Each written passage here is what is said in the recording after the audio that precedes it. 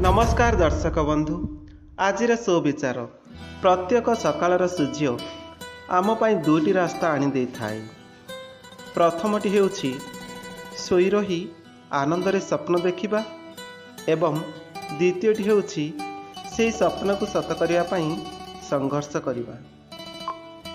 समस्तक जीवन रे अभाव तो रही थाए, कहार समय, कहार संपर्क, आउ कहार धन एवं आउ कहार शांति।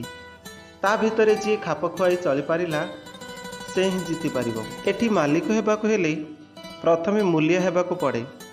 कौनसी काम छोट बा बड़ नहीं, काम को सम्मान दियंतु, सेही काम आपण को दिने ना दिने राजा बनैकी ठिया कराई देबो। शुभ सकाळ।